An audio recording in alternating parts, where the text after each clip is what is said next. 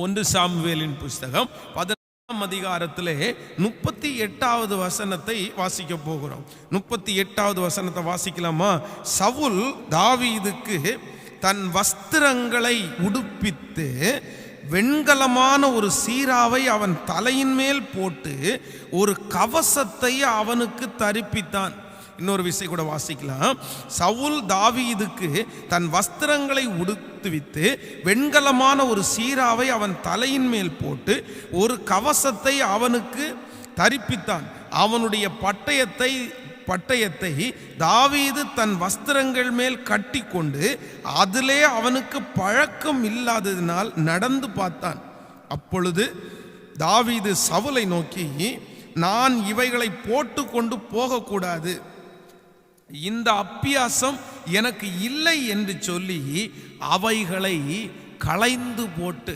நன்றாய் கவனிங்கள் ஆண்டவருடைய பிள்ளைகளே, இந்த கோலியாத்திற்கு விரோதமாக நாம் போகிறேன் அப்படின்னு ஒரு தீர்மானத்தை எடுத்த உடனேயே இந்த தாவீது சந்திக்கிற இரண்டாவது காரியம் என்ன அப்படின்னா, எதிர்பாராத ஒரு பிரச்சனையை அவன் சந்திக்கிறான்.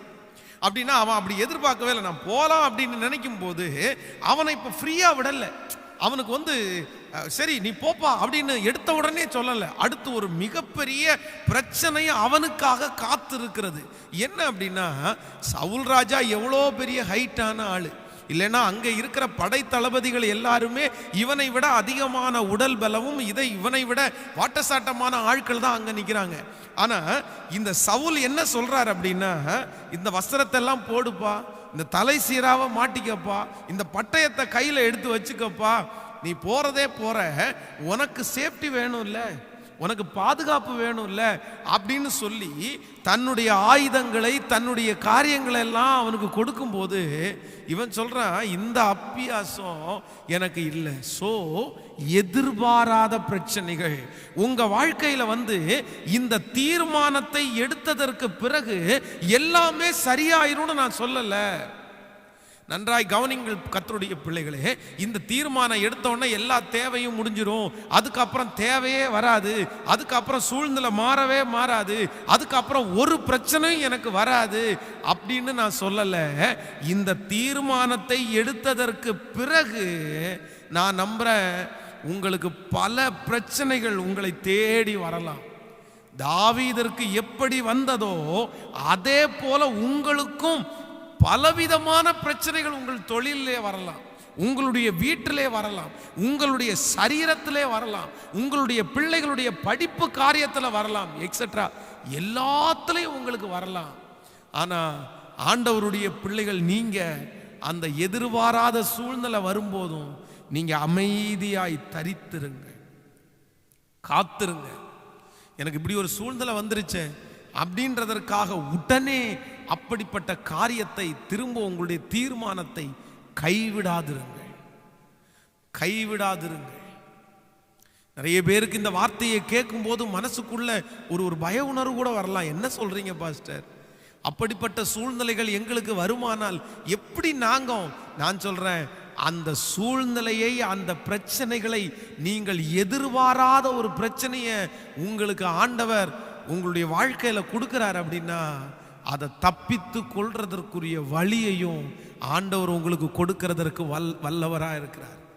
அதான் ஆண்டவர் சொல்லும் போது சொல்லுகிறார், ஒன்றும் உங்களை சேதப்படுத்த மாட்டாது. அன்றியும் அவருடைய தீர்மானத்தின்படி அழைக்கப்பட்டவர்களாகி தேவனிடத்தில் அன்பு கூறுகிறவர்களுக்கு சகலமும் நன்மைக்கு ஏதுவாய் நடக்கிறது.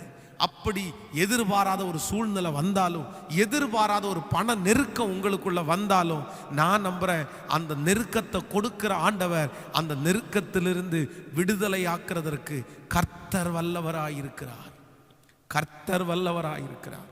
நடந்த உங்களுக்கு ஒரு சம்பவத்தை சொல்றேன். ஒரு போதகருடைய மகன் தன்னுடைய வாகனத்தில் போய்கொண்டிருக்கும் போது ஒரு மிகப்பெரிய விபத்திற்குள்ளாக சிக்கப்பட்டார். பயங்கரமான ஒரு விபத்து. அந்த விபத்தில் அவருடைய சரீரத்தில் இருக்கிற பல எலும்புகள் முறிந்ததாக ரிசல்ட் வந்துச்சு. ஆனால் இந்த பாஸ்டருக்கு ஒரு வசதியும் இல்லை. அவர் ஆண்டவருடைய சமூகத்தில் ராத்திரி முழுக்க முழங்கால் படிட்டு ஜெபித்தார்.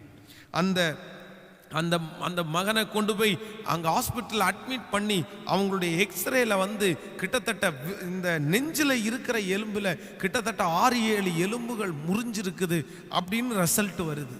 அந்த ரிசல்ட்டை கேட்டு இவ்வளோ செலவாகும், இப்படி ஆப்ரேஷன் பண்ணணும் அப்படின்னு சொல்லும்போது அவர் முழங்கால் படியிட்டு ராத்திரி முழுக்க அழுதுருக்கிறார். ஆண்டவரே, நான் இந்த பிரச்சனையை எதிர்பார்க்கல, இந்த சூழ்நிலையை நான் எதிர்பார்க்கல, என்ன செய்யறதுன்னே தெரில அப்படின்னு ஆண்டவருடைய சமூகத்தில் ஜெபிச்சுட்டே இருந்திருக்கிறார். அடுத்த நாள் காலையில் அவர் ஹாஸ்பிட்டலில் போய் பார்க்கும்போது நம்ப முடியாத ஒரு மிகப்பெரிய ஆச்சரியம். 2வது ஸ்கேனில் அவனுடைய நெஞ்சிலே உடைந்திருந்த எல்லா எலும்புகளும் ஒன்று கூடி இருக்கிறது. ஒரே இரவில் அந்த மகனும் ரட்சிக்கப்பட்டான், அவரும் ஊழியத்திற்காக ஒப்பு கொடுத்தார். அந்த எதிர்பாராத சூழ்நிலையை ஆண்டவர் அவங்க வீட்டில் நன்மையாகவே மாற்றினார். இன்றைக்கும் இந்த வார்த்தையை கேட்டுக்கொண்டிருக்கிற ஆண்டவருடைய பிள்ளையை, பாஸ்டர், இப்படிப்பட்ட ஒரு சூழ்நிலை எனக்கு வரும்னு நான் எதிர்பார்க்கல, இப்படிப்பட்ட ஒரு தேவை என் வாழ்க்கையில் வரும்னு நான் எதிர்பார்க்கல, திடீர்னு ஒரு மருந்து செலவு, திடீர்னு ஒரு மாத்திரை செலவு, திடீரென்று ஒரு விபத்து, திடீரென்று ஒரு நஷ்டம், எதிர்பாராத ஒன்று, அதில் நான் இதுக்கு முன்னாடி மாட்டிட்டேன். அந்த எதிர்பாராத சூழ்நிலை வரும்போது அவசரப்பட்டு ஏதோ ஒன்றை செய்ய வேண்டும் என்று என்னால் தரித்திருக்க முடியல. நான் சொல்கிறேன், எத்தனையோ பேர் உங்களை அவசரப்படுத்தினதுனால நீங்கள் அந்த காரியத்தை செஞ்சிருக்கலாம். ஆனால் இனியும் உங்களை சில நேரத்தில் இந்த தீர்மானம் எடுத்ததற்கு பிறகு அநேகம் பேர் உங்களை அவசரப்படுத்துவார்கள், உங்களை அவசரப்படுத்துவாங்க. இந்த பிரச்சனை வந்துச்சுல்ல, இதை முடிச்சு விட்டுரு, இதை முடிச்சு விட்டுரு, இதை பண்ணி விட்டுரு, இந்த சூழ்நிலை உனக்கு வரும்னு நினைக்கல, இப்போ என்ன பண்ணுறது? எத்தனை பேர் உங்களை அவசரப்படுத்தினாலும் ஆண்டவருடைய பிள்ளைகள் மட்டும் அவசரப்படவே கூடாது. கடன் வாங்குறதுல, இன்னொருத்தரிடத்துல போய் கை நீட்டுறதுல அவசரப்படவே கூடாது. உங்களை சிக்க வைக்கிறதுக்கு இந்த உலகம் காத்துட்டு இருக்குது.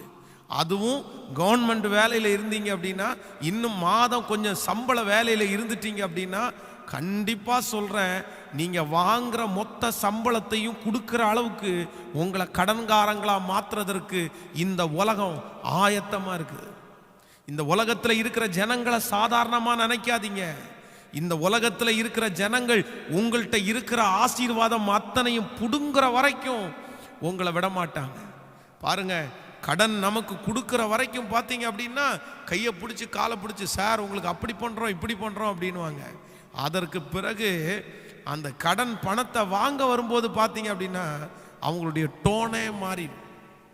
ஒரு ஃப்ரிட்ஜு வைங்களேன், ஒரு வாஷிங் மிஷின் வாங்கணும்னு ஆசைப்படுறீங்கன்னு வைங்களேன், நீங்கள் அவங்க போய் நின்று 5000 ரூபா இருக்குது, 10,000 ரூபா கிடைக்குது, இஎம்ஐல வாங்கணும் அப்படின்னு இருக்கீங்கன்னா, நீங்கள் போகும்போது உங்களுக்கு இருக்கிற வரவேற்பு அவ்வளோ பெரிய வரவேற்பு. வாங்க சார், வாங்க சார், வாங்க சார், இதில் ஒன்றும் பிரச்சனை இல்லை சார், சேலரி சர்டிஃபிகேட் மட்டும் கொடுங்க சார், நாங்களே பண்ணிக்கிறோம் சார், அதை பண்ணிக்கிறோம் சார், இதை எல்லாத்தையும் வாங்கி முடிச்சுட்டு கடைசியில் மாதம் நீங்கள் கட்டுறதற்கு 1 மாதம் கட்டுறதற்கு லேட்டான கெட்ட வார்த்தையில் பேசுவாங்க, வீட்டுக்கு வருவாங்க, அவமானப்படுத்துவாங்க, எவ்வளவு கஷ்டப்படுத்துவாங்க தெரியுமா? கடனுடைய சுமையை சுமந்தது என் குடும்பம். இன்னைக்கு இந்த கடன் பிரச்சனையினுடைய கூட்டத்தை நான் நடத்துவதற்கு மிக முக்கியமான காரணம், அந்த கடனினாலே வருகிற அவ்வளவு கஷ்டத்தையும் என்னுடைய சின்ன வயதிலே நான் அனுபவித்திருக்கிறேன். கடன்காரங்க வீட்டுக்கு வரும்போது எங்கள் அம்மா அப்பா சொல்லுவாங்க, அம்மா அப்பா வெளியே மாடுக்கு வச்சுருக்காங்க, அந்த மாடுக்கு தண்ணி எடுக்க போயிட்டாங்க, புல்லு எடுக்க போயிட்டாங்கன்னு சொல்லுங்க அப்படின்னு சொல்லி வீட்டுக்குள்ளே இருந்துட்டு என்கிட்ட பொய் சொல்லுவாங்க. கடன்காரன் அங்கேருந்து வந்தாங்கன்னா இந்த பக்கத்தில் எங்கள் அம்மா அப்பா ஒளிஞ்சு அப்படியே போயிடுவாங்க. நாங்கள் எத்தனையோ விஷயம் அவங்கள்ட்ட பொய் சொல்லியிருக்கிறோம், வீட்டுக்குள்ளே அம்மா அப்பா வச்சுட்டு இல்லைன்னு சொல்லுவாங்க. இவ்வளவு சுமையும் சுமந்ததுனால தான் கடன் பிரச்சனைக்கு தீர்வு ஆண்டவர் வச்சிருக்கிறாரு, பைபிளில் வச்சிருக்கிறாருன்ற ஒரு உணர்வு எனக்கு வந்ததுனால தான் இந்த கூட்டத்தை நடத்துவதற்கு ஆண்டவர் என்னை நடத்தி கொண்டே இருக்கிறார். என் அன்பு தேவ ஜனமே, என் அன்பு தேவனுடைய பிள்ளைகளை, உங்களை ப்ளீஸ் ரொம்ப தயவாக கேட்டுக்கிறேன். ரொம்ப சந்தோஷமான ஒரு வாழ்க்கை உங்களுக்கு இருக்குது, ரொம்ப மகிழ்ச்சியான ஒரு வாழ்க்கை இருக்குது. நீங்கள் கடன் இல்லாமல் ஒரு நாள் வாழ்ந்து பாருங்க, கஞ்சி குடித்தா கூட உங்களுக்கு நிம்மதியாக இருக்கும். கடனோட பிரியாணி சாப்பிட்றதுக்கும் கடன் இல்லாமல் கஞ்சி குடிக்கிறதுக்கும் நிறைய வித்தியாசம் இருக்குது. ஆண்டவருடைய பிள்ளையே, குடிக்கிற கஞ்சியை நீங்க நிம்மதியா குடிக்கணும் அப்படின்னா கடனே இல்லாம இருந்தா தான் போதும். நான் கடன் வாங்க மாட்டேன்னு தீர்மானம் எடுக்கும் போது உங்களுடைய சூழ்நிலைகள், எதிர்பாராத சில சூழ்நிலைகள் உங்களுக்கு வரலாம். ஆனா அந்த நேரத்தில் பாஸ்டர் நான் இனி எப்படி என்ன செய்யறது அப்படின்னு நினைக்காதீங்க. நீங்க அமர்ந்திருங்க. எலியாவை காகம் கொண்டு போஷித்த கர்த்தர் உங்களை நடத்த வல்லவராயிருக்கிறார். அந்த இடத்துல ஒரு அற்புதம் தேடி வரும். உங்களுடைய விசுவாசத்தை கர்த்தர் கனம் பண்ண வல்லவராயிருக்கிறார். ஒரு நாளும் உங்களை கர்த்தர் வெட்கப்படுத்த விடமாட்டார். அந்த இடத்துல தேவனுடைய சமூகத்தில் அமர்ந்திருங்கள். ஆண்டவரே நான் தீர்மானம் எடுத்திருக்கிறப்பா, நீங்க ஹெல்ப் பண்ணுங்கப்பா. அந்த அவமானம் பரவாயில்ல, அந்த நிந்த பரவாயில்லப்பா, நான் தீர்மானம் எடுத்திருக்கிறேன். கர்த்தர் நிறைவேற்ற பலன் தருவார். கைகள் அப்படியே உயர்த்துங்க பார்க்கலாம். கையை அப்படியே உயர்த்தி எஸ் லார்ட், நன்றி. எந்த சூழ்நிலை வந்தாலும், ஒருவேளை இந்த ஜெபத்தில் இருக்கிற ஆண்டவருடைய பிள்ளைகளே, உங்களுடைய வாழ்க்கையில் இந்த ஜெபம் ஆரம்பித்ததற்கு பிறகு பெரிய பெரிய சூழ்நிலைகள் உங்களுடைய வாழ்க்கையில் வரலாம். ஆனாலும் கையை உயர்த்தி சொல்லுங்க, எடுத்த தீர்மானத்தில் நான் நிலைத்திருக்கிறதற்கு ஆண்டவரே எனக்கு ஒரு உதவியை செய்வீராகப்பா. எங்களுக்கு ஒரு உதவியை செய்யும்படியாக நான் ஜெபிக்கிறேன். ஆமென், ஹல்லேலூயா.